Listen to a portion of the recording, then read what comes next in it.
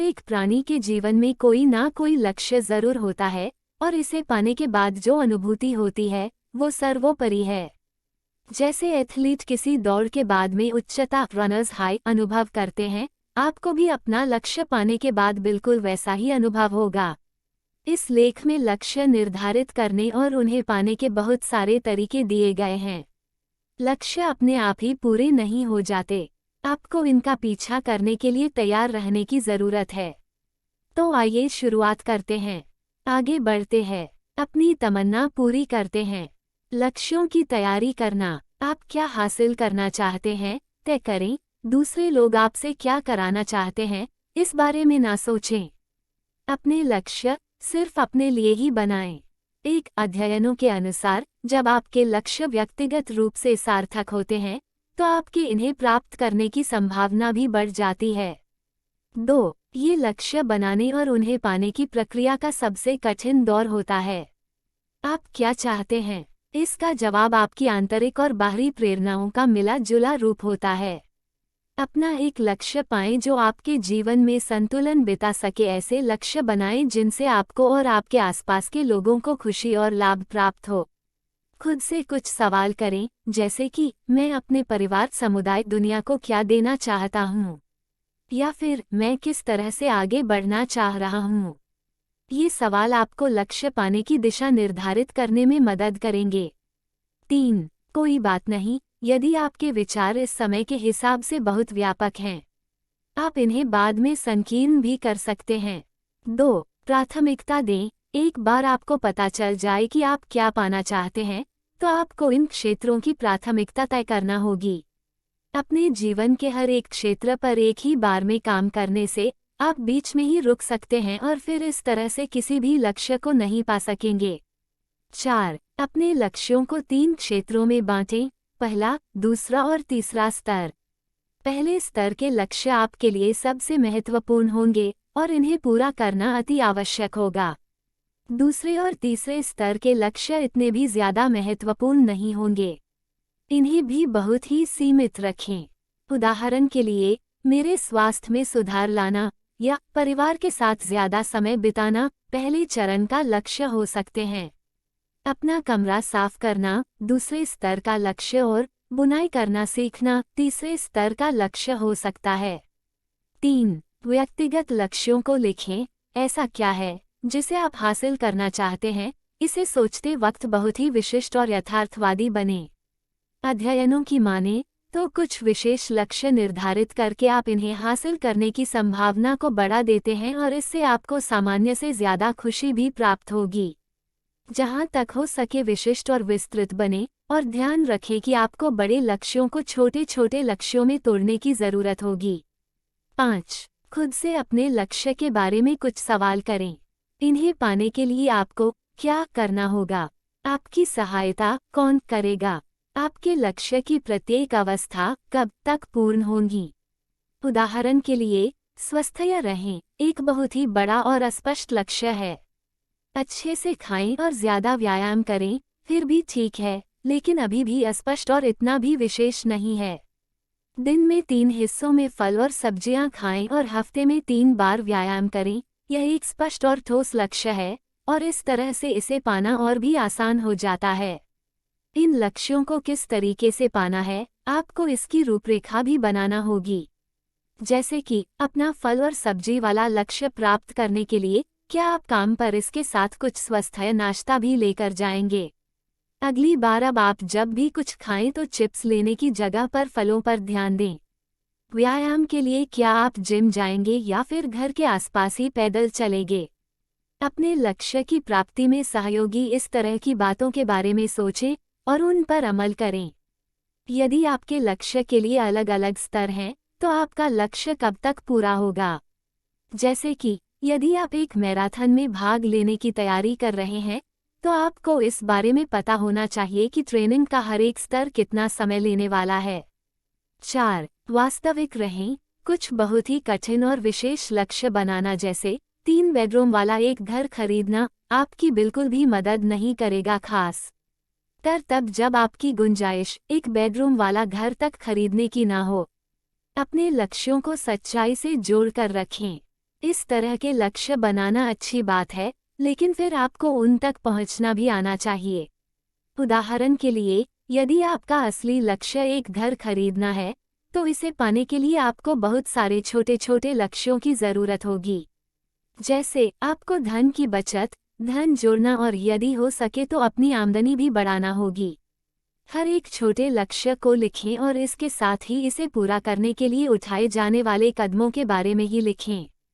5. अपने लक्ष्यों को लिखते जाएं। अपने लक्ष्य विस्तार के साथ में स्पष्ट रूप से लिखें और इसके साथ ही इसे पूरा करने की समयावधि भी लिखें। इन्हें लिखकर किसी ऐसी जगह पर रखें जहां से आप इन्हें आसानी से पा सकें। इनको लिखने से आपको इन्हें पूरा करने की प्रेरणा मिलेगी। 6. अपने लक्ष्यों को लिखते समय सही शब्दों का इस्तेमाल करें। यदि इन्हें सही भाषा में और सही तरीके से लिखा गया हो, तो इनके पूरे होने की संभावना भी बढ़ जाती है। जिस तरह बाहर का खाना बंद करें की जगह पर जितना ज्यादा हो सके फल और सब्जियों का सेवन करें, लिखना फायदेमंद होगा। 6. औसत दर्जे का लक्ष्य जिसका समय निर्धारित हो बनाएं। आपको कैसे पता होगा कि आप कब और कैसे लक्ष्य प्राप्त करेंगे? यदि आपका लक्ष्य एक नए घर में रहना है, तो इसका पता तो आपको घर के कागजात साइन करने के बाद ही चलेगा। अन्य तरह के लक्ष्यों के बारे में एकदम से अंदाजा नहीं लगा सकते। यदि आपका लक्ष्य एक बेहतर गायक बनना है, तो आपको कैसे पता होगा कि आप कब इसे पा चुके हैं? इसके बजाय औसत दर्जे के लक्ष्य बनाएं। उदाहरण के लिए, आपको कोई एक गाना अच्छी तरह से आता है। इसे गाते हुए कोई इंस्ट्रूमेंट वादक यंत्र भी साथ में बजाएं। औसत दर्जे के लक्ष्य इनके प्राप्त होने पर आपको संकेत देते हैं। 9. लक्ष्य तक पहुँचे के रास्तों का मंथन करें। लक्ष्य तक पहुँचने के अलग अलग रास्ते कौन से हैं? 3 मिनट के अंदर आप जो कुछ भी सोच सकते हैं, भले ही यह कितना भी बचकाना और असंभव ही क्यों ना हो, उन सभी को लिखें। यदि आपका लक्ष्य अपने शरीर को सही आकार में लाना है, तो आप जिम जाना, अलग तरीके से खाना, अपनी दिनचर्या को निर्धारित करना, बाहर का खाना खाने से बचने के लिए घर पर ही बनाएंगे और लिफ्ट की जगह सीढ़ियों का इस्तेमाल करेंगे। एक लक्ष्य को पाने के बहुत से अलग अलग रास्ते होंगे। अपने लक्ष्य को अपनी मंजिल समझिए। इसे पाने का आप कौन सा रास्ता अपनाएंगे? 7. अपने लक्ष्यों को आप क्या पा सकते हैं से जोड़कर रखें। याद रखें, आप सिर्फ अपने ऊपर नियंत्रण रख सकते हैं, न कि किसी और पर। हालांकि एक रॉकस्टार बनना एक ऐसा लक्ष्य है जिसे पाने के लिए आपको दूसरे लोगों की भी जरूरत होगी, क्योंकि इसका परिणाम अन्य लोगों की आपके प्रति प्रतिक्रिया पर निर्भर करेगा और इसे आप नियंत्रित नहीं कर सकते। हालांकि आप रात दिन मेहनत करके अपने काम को तो निखार ही सकते हैं। 10. अपनी मेहनत पर ध्यान केंद्रित करके आपको असफलताओं पर काबू पाने में मदद मिलेगी, क्योंकि अब तक आप जान चुके होंगे कि आप अपने रास्ते में आने वाली बाधाओं को तो नहीं रोक सकते। उदाहरण के लिए, चुनाव में जीतना आपका लक्ष्य है, जिसका परिणाम आपसे ज्यादा अन्य लोगों की प्रतिक्रियाओं पर निर्भर करता है और जिसे आप नियंत्रित नहीं कर सकते। यदि आप नहीं जीत पाए, तो इसे आप अपने लक्ष्य की असफलता ही मानेंगे, भले ही इसके लिए आपने कितनी भी मेहनत क्यों ना की हो। 8. यथार्थवादी दिनचर्या बनाएं। आपके लक्ष्य की समय सीमा का एकदम यथार्थ होना जरूरी नहीं है, लेकिन आपके द्वारा इसकी कल्पना सही तरह से की जानी चाहिए। यदि आप एक पार्ट टाइम में काम करने वाले व्यक्ति हैं, तो साल एक अंत तक लाखों रुपये कमाने का लक्ष्य न बनाएं। आपने जो कुछ भी निर्धारित किया है, उसे पूरा करने के लिए खुद को भरपूर समय दें। 11. समय सीमा निर्धारित करें। हम सभी को अपने काम टालने की आदत होती है। ये हम इंसानों में पाया जाने वाला एक आम गुण है, लेकिन जब समय खत्म होने वाला होता है, तो हम उस लक्ष्य को पाने के लिए और भी ज्यादा मेहनत करने लगते हैं। अपने स्कूल के दिनों को याद करें। जब परीक्षा का समय एकदम करीब आ जाता था, तभी आप पढ़ाई शुरू करते थे और आपने ऐसा करते हुए भी अपना लक्ष्य प्राप्त किया। 12. ध्यान रखें कि कुछ लक्ष्यों को पूरा होने में अन्य लक्ष्यों से ज्यादा समय लगता है। ज्यादा फल और सब्जियां खाने का लक्ष्य को बहुत जल्दी पाया जा सकता है।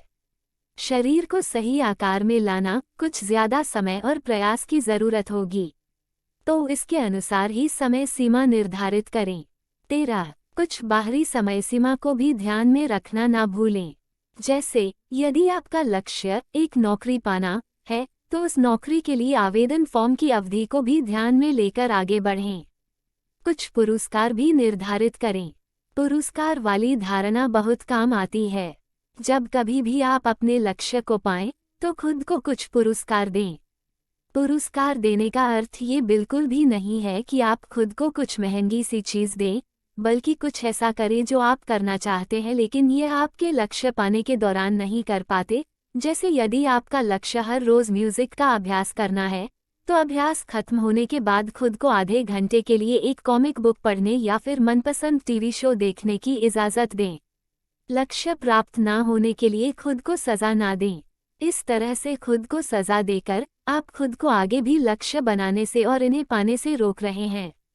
9. कुछ संभावित बाधाओं को पहचानें। सफलता के लिए योजना बनाते वक्त कोई भी इंसान इसके बीच में आने वाली बाधाओं के बारे में सोचना नहीं चाहता। हालांकि संभावित बाधाओं को पहचान कर इनसे निपटने के तरीके खोजना लक्ष्य को पाने के लिए महत्वपूर्ण है। और यदि आप ऐसा नहीं करेंगे तो जब भी आपके सामने कोई समस्या आएगी तो इससे निपटने के लिए आपके पास कोई योजना नहीं होगी। 14. ये बाधाएं बाहरी भी हो सकती हैं। उदाहरण के लिए यदि आपका लक्ष्य अपनी खुद की ऑटो की दुकान खोलना है, हो सकता है कि आपके पास इसके लिए धन ना हो। यदि आपका लक्ष्य एक बेकरी खोलना है तो हो सकता है कि आपके पास अपने परिवार के साथ बिताने के लिए समय ही ना बचे। इन बाधाओं से निपटने के लिए आप क्या करेंगे, इसकी तैयारी भी पहले से ही कर लें। उदाहरण के लिए आप बिजनेस लोन के लिए आवेदन कर रहे हैं तो एक ऐसा बिजनेस प्लान ही लिखें जो इन्वेस्टर्स को आकर्षित कर सके। कभी कभी ये बाधाएं आंतरिक भी होती हैं। उदाहरण के लिए जानकारी की कमी भी एक बाधा ही है, विशेष रूप से जब आपका लक्ष्य ही बहुत जटिल हो। कुछ भावनाएं जैसे डर और अनिश्चितता भी आंतरिक बाधाएं होती हैं। जानकारी की कमी को पूरा करने के लिए आप उस विषय के बारे में पढ़ें और किसी उपदेशक की सलाह ले सकते हैं। अपनी सीमाओं को समझें। उदाहरण के लिए यदि बिजनेस को जमाने के लिए आपके पास समय नहीं है और आप अपने परिवार को समय नहीं दे पा रहे हैं तो इस बाधा से निपटने का कोई तरीका नहीं है। हालांकि आप अपने परिवार को इस बारे में समझा सकते हैं कि यह परिस्थिति सिर्फ कुछ समय के लिए है। 10. लोगों को अपने लक्ष्यों के बारे में बताएं। कुछ लोग दूसरों को अपने लक्ष्य बताने से हिचकते हैं। वे डरते हैं कि यदि वे असफल हो गए तो उन्हें शर्मिंदा होना पड़ेगा। इस तरीके से बिल्कुल ना सोचें, बल्कि अपने आलोचक खुद ही बनें। 15. अन्य लोग आपको सहायता देकर या फिर नैतिक सपोर्ट देकर भी लक्ष्य पाने में आपकी मदद कर सकते हैं। दूसरे लोग आपके लक्ष्य को आपके जितने उत्साह से नहीं देखेंगे। ऐसा ज़रूरी नहीं है कि जो चीज़ आपके लिए महत्वपूर्ण हो वह अन्य लोगों के लिए भी उतनी ही महत्वपूर्ण हो। वे इस बारे में क्या कहते हैं उसे सुनें, लेकिन एक ही बात याद रखें कि आपका लक्ष्य आपके लिए कितना महत्वपूर्ण है और इसे पाने के लिए आपको क्या करना है।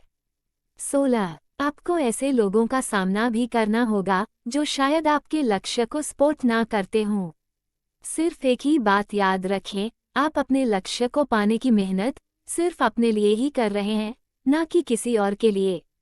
यदि आपके लक्ष्य को कोई व्यक्ति निरंतर रूप से नकारात्मक बता रहा है तो उसके सामने ये दर्शाएं कि आपको कोई आंके यह आपको पसंद नहीं है। उस व्यक्ति को कहें कि वो आपको आंकना बंद कर दे। 11. अपनी तरह की सोच रखने वाले लोगों के समूह को ढूंढें। संभावना है कि इस तरह के लक्ष्य वाले आप अकेले इंसान नहीं होंगे, तो ऐसे लोगों को ढूंढें जिनका लक्ष्य भी आपके ही जैसे हो। आप दोनों एक साथ ही इसकी शुरुआत कर सकते हैं और एक दूसरे के अनुभवों से फ़ायदा भी ले सकते हैं और आपको खुशी बांटने वाला एक साथी भी मिल जाएगा। ऑनलाइन जाकर सोशल मीडिया का उपयोग करें और ऐसी जगहों पर जाएं जो आपके लक्ष्य को पूरा करने में मदद करे। डिजिटल जगत में लोगों से जुड़ने के और एक समूह का निर्माण करने के बहुत सारे तरीके मौजूद हैं। 1. आज से ही अपने लक्ष्य की ओर काम करना शुरू कर दें। लक्ष्य प्राप्ति की प्रक्रिया का सबसे कठिन काम है इसकी ओर पहला कदम आगे बढ़ाना। फौरन शुरुआत करें। भले ही आपको आगे बढ़ने का रास्ता भी ना मालूम हो, लेकिन बस निकल जाएं। कुछ ऐसा करें जो आपको लक्ष्य प्राप्ति में मदद करे। जब आप ये कदम बढ़ा चुके होंगे, तो यहाँ से सही मायने में आपकी यात्रा की शुरुआत होगी। 17 आगे बढ़ते हुए यदि आप में तत्काल प्रगति की भावना जागृत होती है, तो आप बहुत जल्द अपना लक्ष्य प्राप्त कर लेंगे। 18 उदाहरण के लिए यदि स्वस्थ खाना आपका लक्ष्य है, तो ग्रोसरी शॉपिंग पर जाएं और स्वास्थ्यवर्धक चीजें जैसे फल और सब्जियां खरीद कर लाएं। घर से सारा जंक फूड बाहर कर दें। ऑनलाइन जाकर कुछ स्वास्थ्यवर्धक खाना पकाने की विधियां ढूंढें। ये सब आसानी से किए जा सकने वाले छोटे मोटे प्रयास हैं।